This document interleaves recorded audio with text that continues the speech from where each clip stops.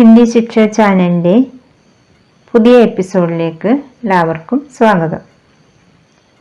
ഇന്ന് നമ്മുടെ സ്പോക്കൺ ഹിന്ദി കോഴ്സിൻ്റെ 7ാമത്തെ ക്ലാസ്സാണ്. ഇന്ന് ആദ്യമായി ഞാൻ കുറച്ച് വാക്കുകൾ പറയാം, ശ്രദ്ധിച്ചു കേൾക്കുക. പഠിക്കുക. പഠിക്കുക എന്നുള്ളതിൻ്റെ ഹിന്ദി പഠന. എഴുതുക. എഴുതുക എന്ന് പറഞ്ഞാൽ ലിഖ്ന. നടക്കുക, ചലന. അതുപോലെ പോകുക, ജാന. തിന്നുക, ഖാന. കളിക്കുക, ഖേൽന. ഓടുക, ദൗഡ്ന. വരിക, ആന. കരയുക, രോന. ചിരിക്കുക, ഹസ്ന. ഇതെല്ലാം നമ്മൾ നിത്യേന ഉപയോഗിക്കുന്ന വാക്കുകളാണ്. ഇനി ഈ വാക്കുകളുടെ എല്ലാം പ്രത്യേകത എന്താണ് ശ്രദ്ധിച്ചിട്ടുണ്ടോ? ഇവയെല്ലാം ഓരോ പ്രവൃത്തികളാണ്. പ്രവൃത്തികളെയെല്ലാം നമ്മൾ എന്താണ് പറയുന്നത്? നമ്മൾ ദിവസേന ചെയ്യുന്ന പ്രവൃത്തികളെ നമ്മൾ ഹിന്ദിയിൽ ക്രിയ എന്നാണ് പറയുന്നത്. ക്രിയ. അപ്പൊ ഇനിയും ഇതുപോലെ കുറേ പ്രവൃത്തികളെ കുറിച്ച് പറയാനുണ്ട്. ഉദാഹരണം, ഉണരുക. ഉണരുക എന്നുള്ളതിന് എന്താണ് ഹിന്ദി? ജാഗന. അതുപോലെ എഴുന്നേൽക്കുക. എഴുന്നേൽക്കുക എന്നുള്ളതിന് ഉഠന. കുടിക്കുക.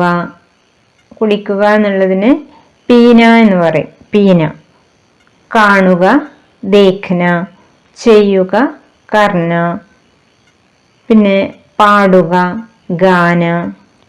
കിട്ടുക, മിൽന.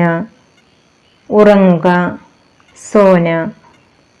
ജയിക്കുക, ജീത്തന. കുളിക്കുക, നഹാന.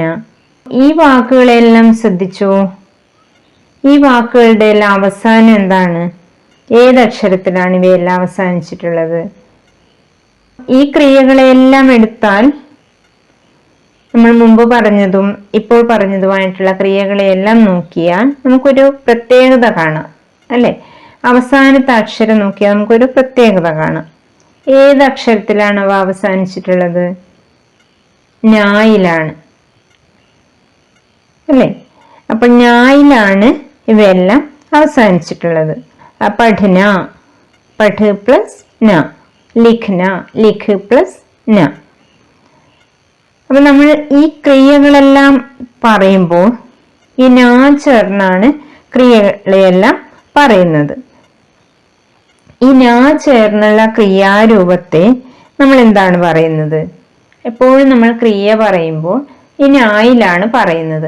അതിനെ നമ്മൾ സാധാരണ രൂപം എന്ന് പറയും. ക്രിയയുടെ സാധാരണ രൂപമാണ് നാ ചേർത്ത് പറയുന്നത്. അപ്പോൾ നമ്മളിപ്പോൾ പഠിക്കുക, എഴുതുക, പോകുക, നടക്കുക, ഇങ്ങനെയുള്ള കുറേ ക്രിയകൾ പറഞ്ഞു.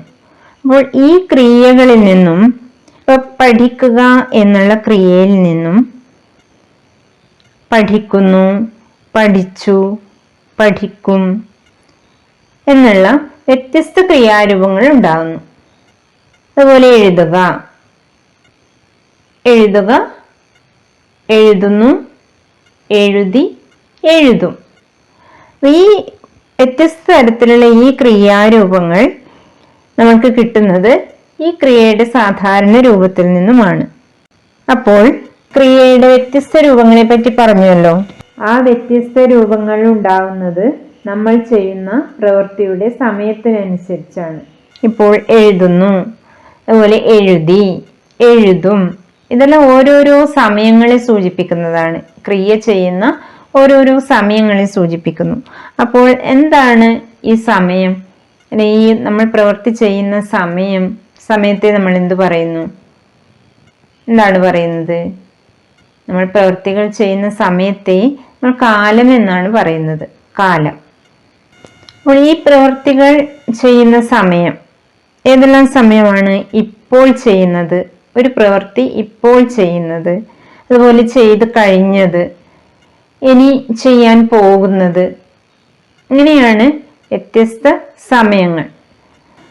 അപ്പോൾ ഈ വ്യത്യസ്ത സമയങ്ങളെ നമ്മൾ എന്താണ് പറയുന്നത്? ഇപ്പോൾ ചെയ്യുന്നതിനെ നമ്മൾ എന്ത് പറയുന്നു? ഒരു പ്രവൃത്തി നമ്മൾ ഇപ്പോൾ ചെയ്യുന്നതിനെ വർത്തമാനകാലം എന്ന് പറയുന്നു.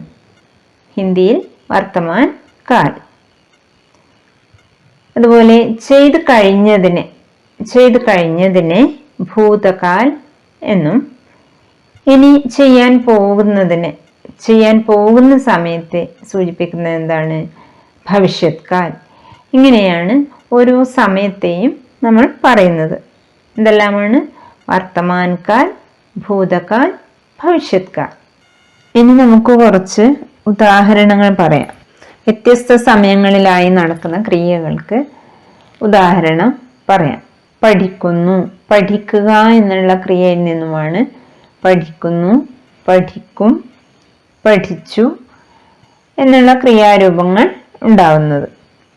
അപ്പോൾ പഠിക്കുന്നു എന്നുള്ളത് ഏത് സമയത്ത് നടക്കുന്നതാണ്? ഇപ്പോൾ നടക്കുന്നതാണ്. ഇപ്പോൾ നടക്കുന്നതിനെ നമ്മൾ വർത്തമാൻ കാൽ എന്ന് പറയുന്നത്, വർത്തമാനകാലം.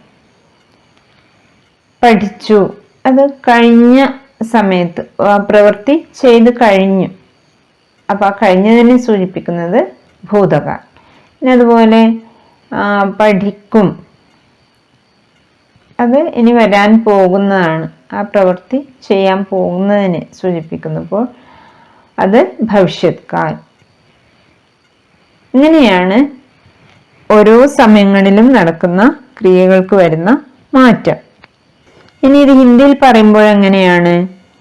ഹിന്ദിയിൽ പറയുമ്പോൾ കുറച്ച് കാര്യങ്ങൾ നമുക്ക് ശ്രദ്ധിക്കാനുള്ളത് എന്താണെന്ന് വെച്ചാൽ, മലയാളവും ഇംഗ്ലീഷും ഭാഷകൾ പറയുന്ന പോലെ നമുക്ക് ഈ ഹിന്ദിയിൽ അതുപോലെ പറയാൻ പറ്റില്ല. ഓരോ ഇപ്പോൾ സ്ത്രീയാണോ പുരുഷനാണോ, പറയുന്ന ആളാരാണ്, സ്ത്രീയാണോ പുരുഷനാണോ, ഏകവചനാണോ ബഹുവചനാണോ എന്ന് പറഞ്ഞാൽ ഒരാളോ ഒന്നിൽ കൂടുതൽ ആളുകളാണോ ഈ പ്രവൃത്തി ചെയ്യുന്നത് എന്നതിനെ ആശ്രയിച്ചാണ് നമുക്ക് ക്രിയയിൽ മാറ്റം ഉണ്ടാകുന്നത്. അപ്പോൾ മലയാളത്തിലും ഇംഗ്ലീഷിലും ആണെങ്കിൽ അതിൽ പ്രവൃത്തി ചെയ്യുന്ന ആള് വ്യത്യാസം ഉണ്ടാകുമെന്നേ ഉള്ളൂ, ക്രിയകളെല്ലാം ഒരുപോലെയാണ്.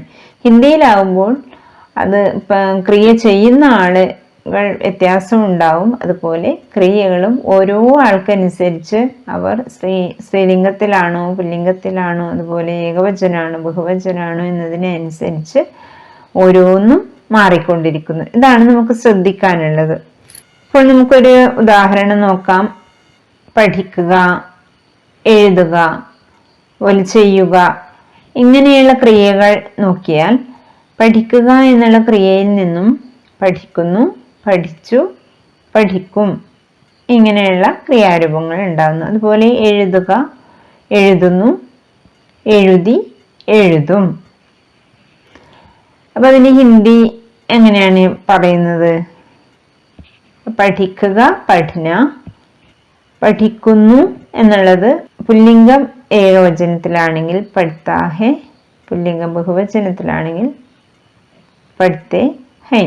സ്ത്രീലിംഗം ഏകവചനത്തിലാണെങ്കിൽ പഠിത്തേ ഹെ, സ്ത്രീലിംഗം ബഹുവചനത്തിലാണെങ്കിൽ പഠിത്തേ ഹൈ. ഇങ്ങനെ ക്രിയകൾ മാറുന്നു. ഇനി പഠിച്ചു, പഠിച്ചു എന്താണ്? കഴിഞ്ഞതാണ്.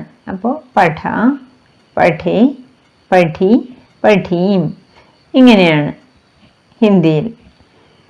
പഠ എന്നുള്ളത് പുല്ലിംഗത്തിൽ, പുല്ലിംഗം ഏകവചനം. പഠേ എന്നുള്ളത് പുല്ലിംഗം ബഹുവചനം. പഠി എന്നത് സ്ത്രീലിംഗം ഏകവചനം. അതുപോലെ പഠീം എന്നുള്ളത് സ്ത്രീലിംഗം ബഹുവചനത്തിൽ. ഇനി ഭവിഷ്യത് കാലാണെങ്കിലോ പഠിക്കും, അത് ഭവിഷ്യത് കാലാണ്. ഇനി നടക്കാൻ പോകുന്നതിനെ സൂചിപ്പിക്കുന്നതാണ് അല്ലെ.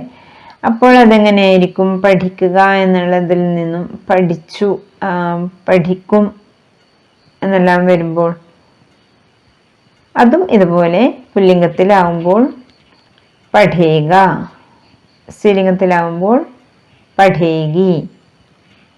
ഇനി പുല്ലിംഗം ബഹുവചനത്തിലാവുമ്പോൾ പഠേങ്കെ, സ്ത്രീലിംഗം ബഹുവചനത്തിലാവുമ്പോൾ പഠേങ്കി. ഇങ്ങനെ മാറുന്നു. അതുപോലെ എഴുതുക, ലിഖ്ന, ചെയ്യുക, കർണ, നോക്കുക അല്ലെങ്കിൽ കാണുക, ദേഖന. അപ്പൊ അതിൽ നിന്നെല്ലാം എന്തുണ്ടാവുന്നു? മറ്റു 3 ക്രിയാരൂപങ്ങൾ എന്ന് പറയുന്നത് എഴുതുന്നു എന്നുള്ളത് ലിഖ്താ ഹെ അല്ലെങ്കിൽ ലിഖ്തി ഹെ അങ്ങനെ വരും. എഴുതി എന്നാണെങ്കിലോ ലിഖ, ലിഖി അങ്ങനെ വരും. പിന്നെ എഴുതും എന്നാണെങ്കിൽ ലിഖേഗ, ലിഖേഗി അങ്ങനെ സ്ത്രീലിംഗത്തിലും പുല്ലിംഗത്തിലും മാറി മാറി വരുന്നു. അപ്പം ഇത്ര കാര്യങ്ങളാണ് ഈ ഓരോ കാലത്തിലും അല്ലെങ്കിൽ ഓരോ സമയങ്ങളിൽ ചെയ്യുന്ന പ്രവൃത്തിയെ സൂചിപ്പിക്കുമ്പോൾ അതിൻ്റെ ഹിന്ദി പറയുമ്പോൾ നമുക്ക് ശ്രദ്ധിക്കാനുള്ള കാര്യം. ഇതോടെ ഈ ക്ലാസ് അവസാനിക്കുന്നു. ഈ ചാനൽ ആദ്യമായാണ് കാണുന്നതെങ്കിൽ എല്ലാവരും സബ്സ്ക്രൈബ് ചെയ്യുക. ക്ലാസ്സിനെ കുറിച്ചുള്ള അഭിപ്രായങ്ങൾ പറയുക. എല്ലാവർക്കും നന്ദി, നമസ്കാരം.